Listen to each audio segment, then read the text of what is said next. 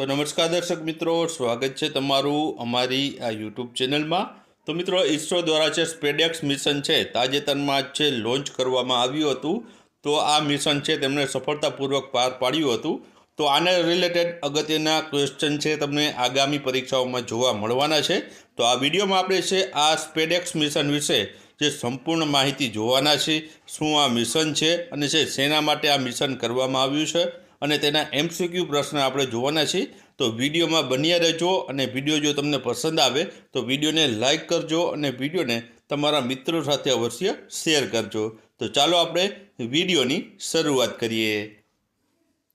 તો સૌપ્રથમ તો મિત્રો, આ સ્પેડેક્સ મિશન છે શું તેના વિશે આપણે વાત કરીએ તો સ્પેડેક્સનું મિત્રો પૂરું નામ થશે સ્પેસ ડોકિંગ એક્સપેરિમેન્ટ। આ મિત્રો છે સ્પેડેક્સનું પૂરું નામ છે અને આ સ્પેડેક્સ મિશન છે મિત્રો ભારતીય અવકાશ સંશોધન સંસ્થા એટલે કે ઇસરો દ્વારા છે આ છે જે મિશન કરવામાં આવ્યું હતું।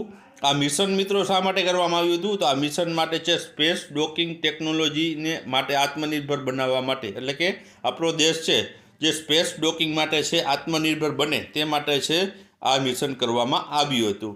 મિશન લોન્ચ ક્યારે કરવામાં આવ્યું હતું તો 30 ડિસેમ્બર 2024ના રોજ આને છે લોન્ચ કરવામાં આવ્યું હતું અને સફળ થયું હતું અને 16 જાન્યુઆરી 2025ના રોજ છે આ મિશન સફળતાપૂર્વક પૂર્ણ થયું હતું। ત્યારબાદ આગળ વાત કરીએ તો આ મિશનમાં 2 અવકાશયાનો છે તેનો સામેલ કરવામાં આવ્યો હતો। એકનું નામ તેમાં મિત્રો ચેઝર SDX-1 એનું નામ છે અને બીજુંનું નામ ટાર્ગેટ રાખવામાં આવ્યું હતું જે SDX-2 છે અને તેનું વજન પૂછવામાં આવે તો 220 કિલો વજન ટોટલ રહેલું હતું। અને આ બંને ઉપગ્રહોને છે PSLV-C60 જે રોકેટ દ્વારા છે જે 470 કિમીની ઊંચાઈએ છે અલગ અલગ દિશામાં છોડવામાં આવ્યા હતા। ત્યારબાદ હવે મિત્રો આ સ્પેસ ડોકિંગ છે શું તે આપણે વાત કરી લઈએ તો સ્પેસ ડોકિંગ 2 કે તેથી જે વધુ અવકાશયાનો છે તેને અવકાશમાં એકબીજા સાથે જોડવાની પ્રક્રિયાને છે સ્પેસ ડોકિંગ કહેવામાં આવે છે। અને આ ટેકનોલોજીના મદદથી છે સ્પેસ સ્ટેશન બનાવવા માટે રિફ્યુલિંગ એટલે કે તમારે જે એમાં જે ફ્યુલ ભરવા માટે અને છે અવકાશયાનને રિપેર કરવા માટે છે આ જે ઉપયોગી સાબિત થશે।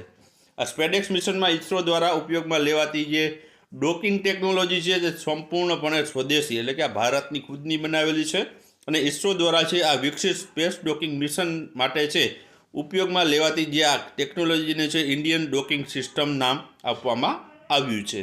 તો મિત્રો, આ સ્પેસ ડોકિંગનું અથવા તો સ્પેડેક્સ મિશનનો મુખ્ય જે છે હેતુ એવો છે કે અવકાશમાં છે જે સ્પેસ સ્ટેશન જે આપણે બનાવવું હોય અથવા તો ત્યાં કોઈ પણ ફ્યુલ જે છે આપણે ભરવું હોય અવકાશમાં અથવા તો અવકાશયાનને રિપેર કરવું હોય તો આ ટેકનોલોજીના મદદથી છે 2 અવકાશયાનોને છે ભેગા કરી શકાય છે અને જે પણ કામ કરવાનું હોય તે કરી શકાય છે। ત્યારબાદ આગળ વાત કરીએ તો આ જે છે મિશન જે કર્યું છે ઇસરો તેના વિશે આપણે વાત કરી લઈએ તો આ સંસ્થાનું મુખ્ય કાર્ય અવકાશ સંબંધિત ટેકનોલોજી પ્રદાન કરવાનું છે અને ઉપગ્રહ અને ગ્રાઉન્ડ સિસ્ટમ વિકસાવવાનું છે। એટલે આપણે ઇસરોની વાત કરી છે। ઇસરોનું મુખ્ય મથક પૂછવામાં આવે તો બેંગલુરુ છે જે કર્ણાટકમાં, ત્યાં મિત્રો ઇસરોનું મુખ્ય મથક આવેલું છે। આર્યભટ્ટે 1975માં, ખાસ યાદ રાખજો, આર્યભટ્ટે છે 1975માં ઇસરો જે છે તેમણે લોન્ચ કર્યો હતો પહેલો ઉપગ્રહ આપણો ભારતનો। ત્યારબાદ માર્સ ઓર્બિટર મિશન મિત્રો 5 નવેમ્બર 2013ના રોજ લોન્ચ કરવામાં આવ્યું હતું જેણે મંગળ ઉપર મિશન સફળતાપૂર્વક ઉતરાણ કરનાર ભારત પ્રથમ દેશ બન્યો હતો।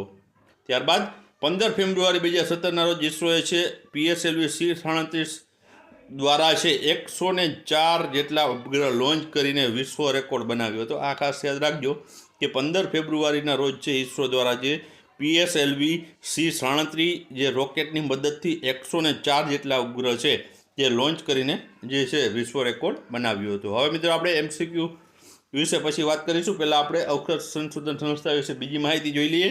તો આપણા સ્પેસ સ્ટેશન ક્યાં છે તો પહેલું સ્પેસ સ્ટેશન છે મિત્રો સતીશ ધવન સ્પેસ સેન્ટર હરિકોટા આંધ્રપ્રદેશમાં આવેલું છે।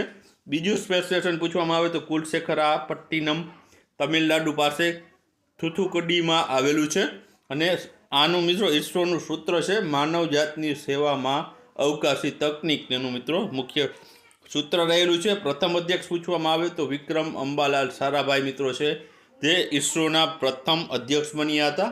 વર્તમાન પ્રમુખ 2025માં નવા બન્યા છે તેની વાત કરીએ તો વી નારાયણ છે, નવા 11માં છે ઇસરોના અધ્યક્ષ બન્યા છે. બાજુમાં તમે છે વી નારાયણની તસવીર પણ જોઈ શકો છો. તો હવે મિત્રો આપણે છે MCQ વિશે જઈએ. તો મિત્રો આ સ્પેડેક્સ વિશેના MCQ જોઈએ. તો પહેલો પ્રશ્ન છે કે કઈ સ્પેસ એજન્સીએ સ્પેસ ડોકિંગ એક્સપેરિમેન્ટ એટલે કે સ્પેડેક્સ મિશન છે તે હેઠળ છે ઉપગ્રહની સફળતાપૂર્વક ડોક કર્યું છે? તો આમાં જવાબ આવશે મિત્રો ઓપ્શન 4માંથી શું આવશે?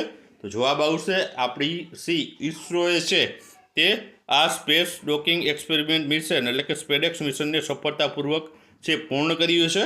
ત્યારબાદ બીજો પ્રશ્ન છે કે ઇસરોએ space docking experiment SpaDeX mission ક્યારે લોન્ચ કર્યું હતું? તો આમાં મિત્રો શું જવાબ આવશે?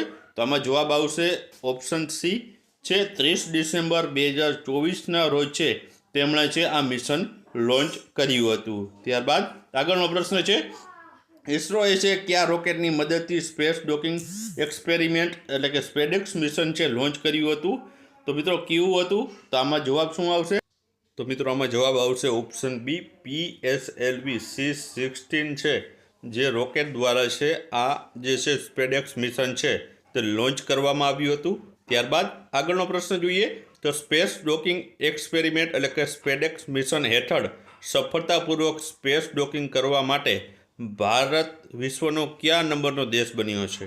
તો આમાં મિત્રો શું જવાબ આવશે? તો જવાબ આવશે આમાં ઓપ્શન ડી આવશે.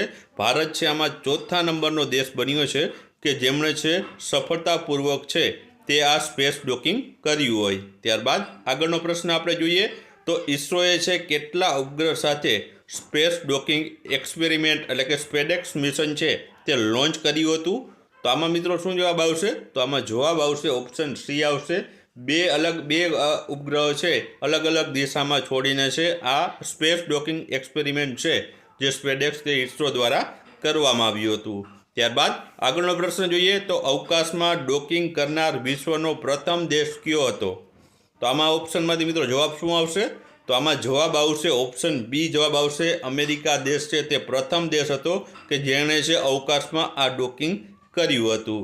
ત્યારબાદ આગળનો પ્રશ્ન જોઈએ તો ઇસરોએ છે કયા ઉપગ્રહ પ્રક્ષેપણ કેન્દ્ર પરથી છે સ્પેસ ડોકિંગ એક્સપેરિમેન્ટ એટલે કે સ્પેડેક્સ મિશન લોન્ચ કર્યું હતું? તો મિત્રો આમાં જવાબ આવશે ઓપ્શન સી આવશે. સતીશ ધવન સ્પેસ સેન્ટર શ્રીહરિકોટા ખાતેથી છે મિત્રો આ સ્પેડેક્સ મિશન છે લોન્ચ કરવામાં આવ્યું હતું. ત્યારબાદ આગળનો પ્રશ્ન જોઈએ તો સ્પેસ ડોકિંગ એક્સપેરિમેન્ટ એટલે કે સ્પેડેક્સ મિશનમાં ઇસરો દ્વારા કેટલી જે પેલોડ મોકલવામાં આવી હતી? તો આમાં જવાબ આવશે મિત્રો ઓપ્શન એ આવશે 24 જેટલી પેલોડ છે તે મોકલવામાં આવી હતી. ત્યારબાદ આગળનો પ્રશ્ન જોઈએ તો સ્પેસ ડોકિંગ મિશન માટે ઇસરો દ્વારા ઉપયોગમાં લેવાતી જે સ્વદેશી તકનીક છે તેનું શું નામ આપવામાં આવ્યું છે?